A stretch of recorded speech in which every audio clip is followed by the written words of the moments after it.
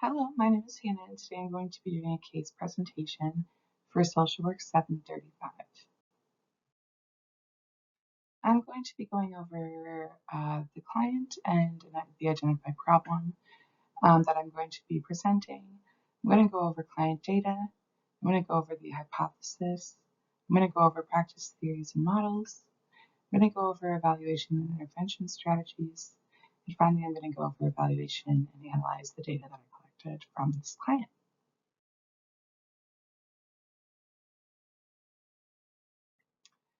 Okay, so the client I've been working with on my capstone will be identified as Bill to protect the client's real identity. Bill is a 31-year-old white, cisgendered, homosexual male who is currently diagnosed with generalized anxiety disorder and panic disorder. These diagnoses qualify this individual for ongoing dialectical behavioral therapy in an intensive outpatient program setting. This would entail therapy twice a week, one individual session and one group session. Bill currently is symptomatic in his home and work settings and experiences these symptoms behaviorally and somatically almost daily. In the home setting, Bill experiences anxiety and panic symptoms when he is faced with large projects that will be a financial burden. Bill owns his own home and often has things that come up like broken appliances or plumbing fixes that lead to anxiety over the fact of getting these situations taken care of and how much they're going to cost. Bill experiences anxiety and panic symptoms at work daily. Bill is the manager of a small clinic that provides medical care. Bill oversees the staff and clinic itself, medications, etc. This causes an extreme anxiety in Bill, but when Bill is at work, it often also bleeds into his home time as well with paperwork, staff problems, calls from staff, calls from providers, etc. Bill identifies his anxiety and panic symptoms with presentations including rapid heart rate, sweating, unorganized thinking, memory lapses, dissociating, mild emotional outbursts, and isolation. Bill reports being able to mask or hide symptoms until he can be alone in his office. However, due to the busy clinic lifestyle, Bill is often pulled into meetings, asked for guidance, and many other interruptions. With these problem situations coming up daily for Bill, we want to identify interventions that are going to be tangible and accessible when Bill is at home and at work and is being affected. So with that information, I came up with a hypothesis that would be integrating dialectical behavioral therapy skills can significantly improve anxiety management by providing tools for emotional regulation, stress tolerance, and interpersonal effectiveness. Dialectical behavioral therapy equips individuals with techniques to identify, label, and reduce the intensity of anxious feelings, ultimately leading to improved coping mechanisms and a reduction on the impact of anxiety in daily life. I came up with this hypothesis because I really do think that based on evidence-based research, we do see dialectical behavior therapy skills integrated in people's lives can really help them in many different areas, specifically PTSD, CPTSD, eating disorders, anxiety, depression, really any sort of mental health diagnosis. I think DBT can be understood by a lot of different people on a lot of different levels. And I think so DBT involves 4 core modules being mindfulness, interpersonal effectiveness, emotional regulation, and distress tolerance. I think these are all something that we face every day, whether in the work setting or at home, especially if you have complex family issues, complex family historical trauma, and specifically for Bill, we know that he is in the LGBTQ2 plus community, and I think that this can also add to some anxiety symptoms that Bill is feeling. He is not necessarily out to his community at work, and it can be hard to understand how that implicit bias in others could cause specific negative consequences for Bill, especially since he is in charge. He's the manager of the clinic. And so integrating DBT skills for interpersonal effectiveness that can help Bill kind of have more coping skills in his toolbox to face or to use if he's faced with situations that could be negative regarding him or who he is or his morals or values. So yeah, I think that that is super important to keep in mind regarding this hypothesis. And yeah, I really do think that this will work for Bill in the long term. For practice theories and models, I wanted to go straight to the source. So DBT, or dialectical behavioral therapy, was created by Marsha Linehan. In the next slide, I'm gonna go over some information in a couple of her books, but she is a really interesting person, and being trained in DBT is really cool because you get to hear more about Marsha's story. And I think I was drawn to this because she talks a lot about letting go of control. And I think anxiety is really the want or need to grasp control over almost anything.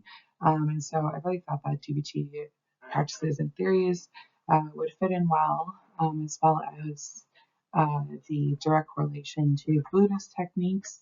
Learning about Marsha and her study in Thailand with Buddhist monks.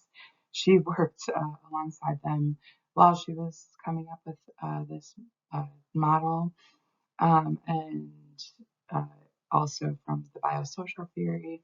And it's just interesting to see how that spiritual side of letting go and mindfulness and being connected to the world as one um, in any way that you want to practice it, whether it be praying, whether it be meditating, doing breath work, that the use of the spirituality in the models also assisted in giving, letting go. And that's one of the biggest practices in DBT. So looking at some of the work that Linehan has written with some co-authors as well, they identify the biosocial theory as DBT's core theory, which is that individuals are genetically predisposed to emotional vulnerability, and this vulnerability can be exacerbated by invalidating or chaotic environments, which you see often in DBT, especially with trauma. Uh, and trauma can come from many different places. Uh, I think of chaotic home environments where uh, that definitely affected the client case of Bill. He had four brothers growing up, and he didn't come out until later in college when he was forced to. There are a lot of things that are predisposed to individuals, and I think that's why DBT works because they understand everyone at that biosocial level. Um, that emotional vulnerability is a constant among every single human, and really focusing on the the four modules that uh, humans experience most often in today's environments, and um, working from that to find interventions. DBT also uses the principle of dialectics, which acknowledges that reality is complex and can be understood through balancing opposing forces. For example, accepting difficult emotions while also striving to change unhelpful behaviors. So, facilitating DBT is all about introducing the biosocial theory and dialectics. Introducing dialectics is really important, especially for some target populations in DBT. One of the target populations in DBT is individuals who suffer with borderline personality disorder. And one of the most present symptoms for individuals who suffer with BPD, or borderline personality disorder, is this inability to have this dialectic thinking. It's really black and white, strict thinking. And I think this can come as a result from trauma as well. not being able to find the gray in certain situations, or not being able to accept that something difficult is happening, but you are able to pull yourself out of it and use the tools that you have to continue living every day, um, as we all have to, right? GPT mainly focuses on these two theories and models, and it's really interesting to hear everybody's experience of how they adopt this into their life. And it's really interesting the skills that they explain in the 4 different modules, one of them being radical acceptance, and how acceptance is, it doesn't have to be accepting, it doesn't have to mean it's good or bad. It just means that you accept that it's real and you go from there. And it's really interesting to see how often that can reset something in the brain and set someone on the course of really getting out of some functional states. Like we talk a lot about fight, flight, submit, attach, or freeze scenarios in DBT, and how our body is so used to going to one or the other, and really focusing on um, that, yeah, that may happen, but there are ways to change these unhelpful behaviors. Um, and I think working specifically with Bill on his anxiety is definitely adding things into his tool belt to be able to change some of his unhelpful behaviors, including avoidance and substance use and things like that. So these are the explanation of the intervention strategies that I've been presenting. Mindfulness. So DBT emphasizes the importance of being fully present in the moment, observing thoughts and feelings without judgment. This skill helps individuals become more aware of their experience and responds to them effectively. By doing this, we've been integrating mindfulness techniques like deep breathing, grounding, meditations, body scanning, um, paced breathing techniques.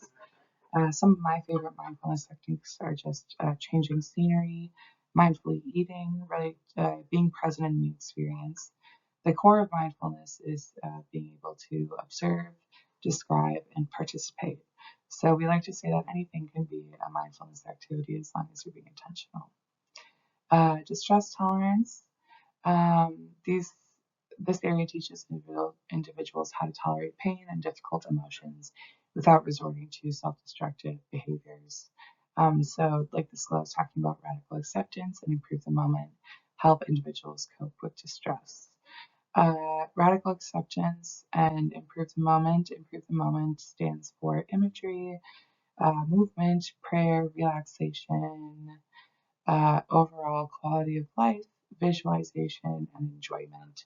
And that really is DBT is full of acronyms, but that really just is uh, many different ways where you can take yourself out of a certain situation if you are experiencing anxiety, and kind of doing opposite action. Emotional regulation is a tool that DBT uses to understand and manage emotions. Uh, this is all about understanding, recognizing, and labeling the emotions that you have, and then developing your own coping mechanisms or interventions to address that. The most important skill for Bill has been interpersonal effectiveness as he experiences most of his anxiety at work. So he uses this component to focus on developing effective communication and relationship skills, including assertive communication, setting boundaries, and handling conflict, which he experiences almost daily in the workplace. It also teaches individuals how to ask for what they need and to say no in a way that maintains self respect and relationships with others. Bill definitely experiences this in work settings as the manager, where he sometimes is asked to do a lot and a lot is put on his plate. So these are the 4 interventions that we're applying to Bill's case. And we have been tracking Bill using a 7-point Likert scale that we created for the capstone project. And the 7 points in different severities of anxiety, and a GAD-7 as well. Doing the 7-point Likert scale daily and the GAD-7 weekly. And overall, Bill has shown a decrease in anxiety symptoms. A bi-weekly GAD-7. So we did it every 2 weeks, and then a 7-point Likert scale every day. So the interventions, as previously discussed, use mindfulness, interpersonal effectiveness, distress tolerance, and emotional regulation, assisted Bill in being able to add coping mechanisms and tools to his toolbox to assist when anxiety symptoms present themselves during the workday and when ruminating thoughts and other somatic symptoms present themselves during home life as well.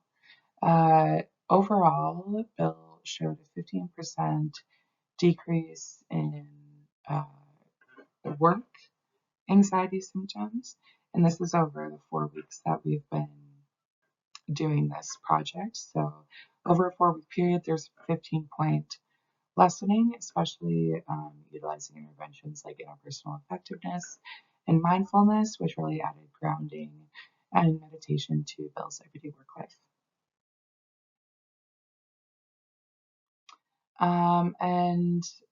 With that, I did kind of some research about how DBT is used to help so many different people, and really understanding how the different marginalized communities that come into DBT and that they're coming from completely different places and using the skills in very different ways. And I thought that this article really explained DBT in a good and coherent way. And a quote from it says that participants reflected on the life-changing impact DBT had on their lives. However, for many participants, completion of the DBT program did not mark the end of their therapeutic journey, but rather a starting point for further development. And I think this is really present in Bill's case. He is pretty motivated to continue using these skills, especially interpersonal effectiveness and mindfulness, to continue hopefully lessening the severity of anxiety symptoms that he is experiencing in the work setting. During the study of the last 4 weeks, Bill's home life anxiety number did not change. He was experiencing anxiety at 20% and is still experiencing it at a 20% rate. So I think this just further shows that using these skills in his toolbox as a starting off point at work can be hopefully smoothly integrated into his home life as well. He identifies feeling anxiety symptoms a lot at night. So any modifications and changes moving forward in the interventions, I would like to focus on specifically utilizing the skills that he's learned at night, or when he's feeling the negative effects of being in a marginalized community, especially at work if he's feeling unsafe or experiencing those somatic symptoms like getting sweaty palms, racing heart, racing thoughts. This can be experienced a lot during the workday. And while those somatic symptoms did lessen over these last 4 weeks, there's still a good amount of behavioral symptoms happening, including avoidance, the fight and flight and freeze, maybe a good amount of submitting as well, having to deal with other managers and higher ups also influences a lot of anxiety symptoms. And yeah, I thought that this quote specifically fit into Bill's case by saying, like, this is just a starting point for further development, and having a good knowledge of the biosocial theory and dialectics as well. And then the 4 modules is a really good starting off point and can be used to hopefully provide curiosity for further learning or other skills that can be integrated that could help in many different settings, because you never know where you might end up in life, but at least you have these DBT skills in your back pocket, and hopefully can continue to aid in Bill's journey of self-discovery in work and home life and recovery of anxiety and mental health symptoms. These are the references that I used today, and that is it. So thank you so much for listening about Bill's case and the research that goes behind DBT and how it's useful for many individuals and from many different backgrounds. So thank you so much. Have a good day.